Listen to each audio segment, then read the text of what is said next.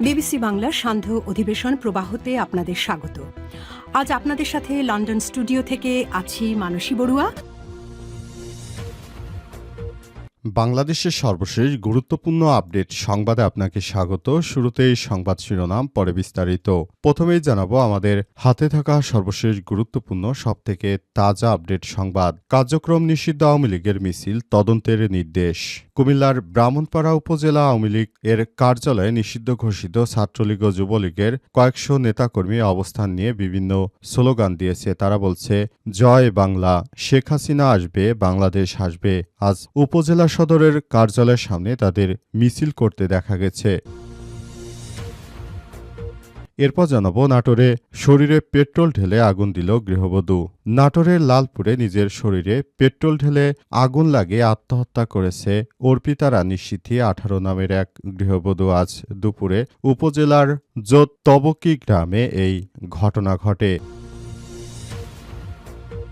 এদিকে শহীদ মিনারে ভাষা শহীদদের শ্রদ্ধা জানাবেন নাহিদ ইসলাম। মহান শহীদ দিবস ও আন্তর্জাতিক মাতৃভাষা দিবস উপলক্ষে জাতীয় সংসদের বিরোধী দলীয় চিফ হুইপ নাহিদ ইসলাম কেন্দ্রীয় শহীদ মিনারে পুষ্পস্তবক অর্পণ করবেন। আজ 12টায় শহীদ মিনারে পুষ্পস্তবক অর্পণ করবেন তিনি। এরপর 12:30টায় দলের পক্ষ থেকে অর্পণ করা হবে। দলের নেতাকর্মীরা পলাশীর মোড় থেকে 12:30টায় যাবে। জানাবো ঈদের আগেই ফ্যামিলি কার্ড শুরুতে 8 উপজেলায়, বললেন ত্রাণমন্ত্রী।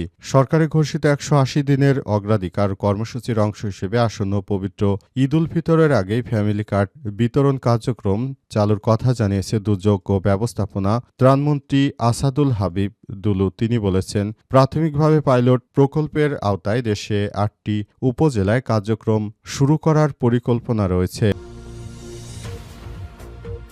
এবং সর্বশেষ জানাবো বোরকা পরে ক্রেতা সেজে বাজারে নির্বাহী ম্যাজিস্ট্রেট। পবিত্র মাহে রমজান উপলক্ষে নিত্য প্রয়োজনীয় পণ্যের দাম স্থিতিশীল রাখতে শিবচর উপজেলার বিভিন্ন বাজারে বিশেষ অভিযান পরিচালনা করেছে ভ্রাম্যমাণ আদালত। অভিযানে 7 জন ব্যবসায়ীকে 12,000 টাকা অর্থদণ্ড প্রদান করা হয়। এই ঘটনার পর ওই এলাকায় চাঞ্চল্যকর পরিস্থিতি বিরাজ করছে। প্রিয় দর্শক, এতক্ষণ শুনছিলেন সংবাদ শিরোনাম, এবারে বিস্তারিত।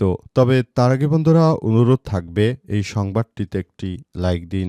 এই চ্যানেলে আপনি নতুন হয়ে থাকলে আমাদের সংবাদটি দেখতে দেখতে চ্যানেলটি সাবস্ক্রাইব করে রাখুন। কমেন্ট করে বন্ধুরা আপনার মূল্যবান মতামত জানিয়ে দিন আপনি বিশ্বের কোন দেশ থেকে বা বাংলাদেশের কোন স্থান থেকে আমাদের সংবাদটি দেখছেন এবং শুনছেন। আর বন্ধুরা, সংবাদটি আপনার সোশ্যাল মিডিয়া ফেসবুকে শেয়ার করে বন্ধুদেরও দেখার সুযোগ করে দিন।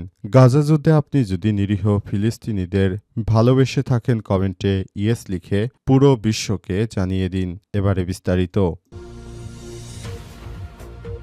সারা দেশে কার্যক্রম নিষিদ্ধ আওয়ামী লীগের মিছিল, তদন্তের নির্দেশ। কুমিল্লার ব্রাহ্মণপাড়া উপজেলা আওয়ামী লীগের কার্যক্রম নিষিদ্ধ ঘোষিত ছাত্রলীগ ও যুবলীগের কয়েকজন নেতাকর্মীর অবস্থান নিয়ে স্লোগান দিয়েছে বলে অভিযোগ উঠেছে। আজ বিকেলে উপজেলা সদরের কার্যালয়ের সামনে তাদের মিছিল করতে দেখা গেছে। স্থানীয় সূত্র থেকে জানা গেছে, তারা শেখ হাসিনা কথা দিলাম, পার্টি অফিস দখল নিলাম সহ আওয়ামী লীগের পক্ষ থেকে বিভিন্ন স্লোগান দেওয়া হয়। সামাজিক যোগাযোগ মাধ্যমে ছড়িয়ে পড়া 1 মিনিট 12 সেকেন্ডের একটি ভিডিও সামনে আসে এবং সেখান থেকে পুরো বিষয়গুলো দেখা গেছে। সবাই যার যার জায়গা থেকে বলাবলি শুরু করেছে যে শেখ হাসিনা আসবে, বাংলাদেশ আসবে ইত্যাদি নানা রকম তারা স্লোগান দিচ্ছিল।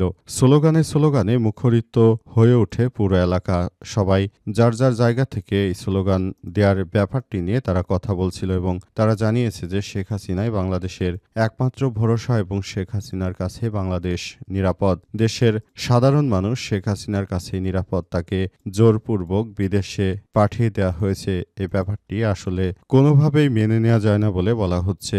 তারা আরও জানিয়েছে যে শেখ হাসিনার মতো একজন মহৎ নেত্রী, তিনি বাংলাদেশে মেট্রো রেল, পদ্মা সেতু সহ অসংখ্য মেগা প্রজেক্ট করেছেন। তবে তাকে দেশ ছেড়ে চলে যেতে বাধ্য করা হয়েছে একটি ষড়যন্ত্রকারী গোষ্ঠী। শেখ হাসিনাকে দেশ ছেড়ে চলে যেতে বাধ্য করেছে। তাদের দিন শেষ হয়ে এসেছে, এখন সবকিছু আবার নতুন করে হবে এমনটাই জানিয়েছে তারা। এজন্য তারা আরও জানিয়েছে সবাইকে এসব বিষয় নিয়ে খুবই সতর্ক থাকতে হবে শেখ হাসিনার যারা নেতাকর্মী রয়েছেন তারা যেন একটু সুন্দরভাবে সবকিছু পরিচালনা করতে পারে সেই ব্যাপারগুলো সামনে আনার জন্য সবাইকে ধন্যবাদ জানানো হয়েছে। অন্তর্বর্তীকালীন সরকারের প্রধান উপদেষ্টা প্রফেসর ডক্টর মোহাম্মদ ইউনূসের সরকার ক্ষমতায় আসার পর দণ্ডপ্রাপ্ত হিসেবে শেখ হাসিনাকে জুলাইয়ের গণঅভ্যুত্থানের সময় হত্যাকাণ্ডের মাস্টারমাইন্ড হিসেবে উল্লেখ করা হয় এবং শেখ হাসিনাকে মৃত্যুদণ্ড দেওয়া হয়। কিন্তু এই ঘটনার পর পুরো দেশবাসী এখন অনেক বেশি বিস্মিত হয়ে আছে, কারণ শেখ হাসিনার মতো একজন দেশপ্রেমিক নেত্রীকে এভাবে দেশ ছেড়ে চলে যাওয়ার বিষয়টি কোনোভাবে আওয়ামী লীগের নেতাকর্মীরা মেনে নিতে পারছে না। তারা জানিয়েছে যে শেখ হাসিনা আবারও বাংলাদেশে ফেরত আসবে এবং তিনি বাংলাদেশের হাল ধরবেন। নাটোরের শরীরে পেট্রোল ঢেলে আগুন দিলেন গৃহবধূ।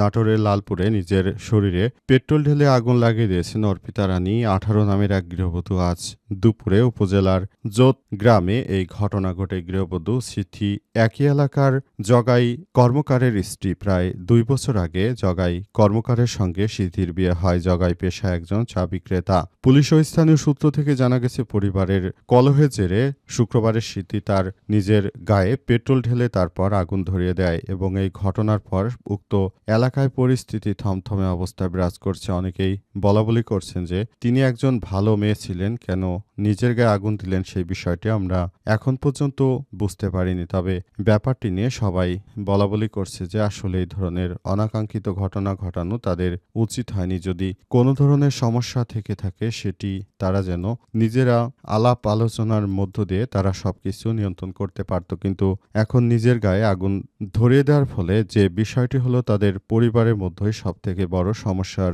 সৃষ্টি হয়েছে। সুতরাং এখনই তাদের এসব বিষয় নিয়ে আবারও যার যার জায়গা থেকে দায়িত্বশীল হওয়া উচিত, তা না হলে আবারও তাদের মধ্যে নতুন করে কলহ সৃষ্টি হতে পারে। তবে এই গায়ে পেট্রোল ঢেলে আগুন দেওয়ার ঘটনাটি সারা বাংলাদেশে চাঞ্চল্যকর পরিস্থিতি তৈরি হয়েছে। সংসারে দাম্পত্য জীবনের কলহ থেকে মূলত এই ধরনের অপরাধ প্রবণ ঘটনাগুলো ঘটছে বলে পুলিশের পক্ষ থেকে বলা হয়েছে। তাই সবার মধ্যে আরও জনসচেতনতা বৃদ্ধির লক্ষ্যে সবাইকে নিয়ে আরও বেশি সরকারকে দায়িত্বশীল ভূমিকা পালন করা উচিত, এমনটাই মনে করছে প্রশাসন। শহীদ মিনারে ভাষাভাষীদের শ্রদ্ধা জানাবেন নাহিদ ইসলাম। মহান শহীদ দিবস ও জাতীয় দিবস উপলক্ষে নাহিদ ইসলাম তিনি নেতাকর্মীদের প্রতি বার্তা দিয়েছেন। তিনি জানিয়েছেন, আমরা ভাষা শহীদদের প্রতি আমাদের পক্ষ থেকে আসলে ভাষা শহীদদের প্রতি আমরা শ্রদ্ধা জানাবো। নাহিদ ইসলাম আরও জানিয়েছেন যে বাংলাদেশটা সুন্দরভাবে গড়ে তোলার মধ্য দিয়ে এখন যে কার্যক্রম শুরু হয়েছে কার্যক্রম আমরা চালিয়ে যেতে চাই। এ সময় নাহিদ ইসলাম আরও জানিয়েছেন যে বাংলাদেশের অভ্যন্তরে যে ধরনের কর্মকাণ্ড শুরু হয়েছে এই কর্মকাণ্ডগুলোকে খুবই গুরুত্ব সহকারে আমরা দেখছি এবং আমরা মনে করি যে এই বিষয়গুলো অত্যন্ত গুরুত্ব সহকারে আমাদের দেখতে হবে। অন্তর্বর্তীকালীন সরকারের প্রধান উপদেষ্টা প্রফেসর ডক্টর মোহাম্মদ ইউনূসের সরকার যে কার্যক্রম বাংলাদেশের জন্য চালু করেছিলেন সেখান থেকেই মূলত আওয়ামী লীগের সন্ত্রাসী গোষ্ঠীরা নানাভাবে জামাত ইসলামের মতো আদর্শিক রাজনৈতিক দলগুলোকে তারা রাজাকার হিসেবে প্রতিষ্ঠিত করার চেষ্টা করেছিল, কিন্তু শেষ পর্যন্ত তারা সেটি পারেনি। এখন ব্যর্থ হয়ে তারা বিভিন্নভাবে প্রোপাগান্ডা চালাচ্ছে। আমরা নাকি যারা ভাষার জন্য জীবন দিয়েছে কিংবা 1971 সালে দেশের জন্য যারা কাজ করেছে তাদের বিরুদ্ধে নাকি জামাত ইসলাম এই ধরনের মিথ্যা প্রোপাগান্ডা ছড়িয়ে তারা মূলত জামাতকে ছোট করার চেষ্টা করছে। কিন্তু এদেশের জনগণের মধ্যে 11 দলীয় জোট অনেক বেশি প্রভাব বিস্তার করেছে। আমরা মনে করি এই বিষয়গুলো আমাদেরকে অনেক বেশি দায়িত্বশীল ভূমিকা পালন করার ক্ষেত্রে কাজ করতে বাধ্য করবে বলে এমনটাই জানিয়েছেন তিনি। ঈদের আগে ফ্যামিলি কার্ড শুরুতে 8 উপজেলায়, বললেন ত্রাণমন্ত্রী। সরকারি ঘোষিত 180 দিনের অগ্রাধিকার কর্মসূচি হিসেবে এবার ফ্যামিলি কার্ড দেওয়া হবে। শুরুতে 8টি উপজেলায় এই ফ্যামিলি কার্ড দেওয়া হবে বলে সরকারের পক্ষ থেকে নিশ্চিত করা হয়েছে। ফ্যামিলি কার্ডের মধ্য দিয়ে বাজারের সামগ্রী অথবা বিভিন্ন বিষয়াদি সাধারণ জনগণকে যেন সর্বাত্মকভাবে সহযোগিতা করা যায় এমন পদক্ষেপ নিচ্ছে বিএনপির সরকার। বিএনপির পক্ষ থেকে ইতিমধ্যে এসব বিষয় নিশ্চিত করা হয়েছে। তারা জানিয়েছে যে আমাদের ঘোষিত ফলাফল অনুযায়ী আমরা যে ফ্যামিলি কার্ড দেওয়ার প্রতিশ্রুতি দিয়েছিলাম সেই ফ্যামিলি কার্ড আমরা দিতে চাই। আমরা ফ্যামিলি কার্ডগুলো মূলত সারা দেশ জুড়ে দেওয়ার ঘোষণা দিয়েছি এবং সারা দেশ জুড়ে এই ফ্যামিলি কার্ড দিয়ে আমরা মূলত জনগণকে বোঝাতে চাই যে তারেক রহমান আপনাদেরকে যে ফ্যামিলি কার্ড দেওয়ার কথা জানিয়েছে সেই ফ্যামিলি কার্ডটি সত্যি দেশের জনগণের জন্য, দেশের জন্য খুবই কল্যাণকর একটি অধ্যায় হয়ে দাঁড়িয়েছে। সুতরাং আপনারা সবাই এই ফ্যামিলি কার্ড গ্রহণ করুন এবং দেশ ও জনগণের সেবার সুযোগ দিন বিএনপিকে। এখন আর আগের বিএনপি নেই। তারেক রহমান দীর্ঘদিন লন্ডনে থেকে তিনি তার বিএনপিকে সুসংগঠিত করার জন্য সর্বাত্মক প্রচেষ্টা চালিয়ে যাচ্ছেন। তারেক রহমান বাংলাদেশে আসার পর থেকেই তিনি তার দলকে ব্যাপকভাবে সবকিছু করার জন্য উদ্বুদ্ধ করেছেন। তারেক রহমান তিনি তার রাজনৈতিক মতাদর্শকে সবার মধ্যে প্রচার করার মধ্য দিয়ে তার দলকে একটি ভালো অবস্থানে নিয়ে গিয়েছেন। বিশেষ করে জেবু নামক একটি বিড়ালের মধ্য দিয়ে তারেক রহমানের এই ছবিটি সবথেকে বেশি সামাজিক যোগাযোগ মাধ্যমে ভাইরাল হয় এবং এই জেবুর ছবিটি তৎকালীন সময় নির্বাচনের আগে সবথেকে বেশি মানুষের নজর কেড়েছিল, যেটা বিএনপির জন্য হয়তো ইতিবাচক কিছু দিয়েছে, যেটা বিএনপির নেতৃত্ববৃন্দ দীর্ঘদিন ধরেই তারা তাদের নির্বাচনী প্রচারণা চালিয়ে গিয়েছিল এবং সবকিছু তারা করার মধ্য দিয়ে তারা সুন্দর করে একটি সুন্দর ও সমৃদ্ধির বাংলাদেশ গড়ে তুলতে চায়।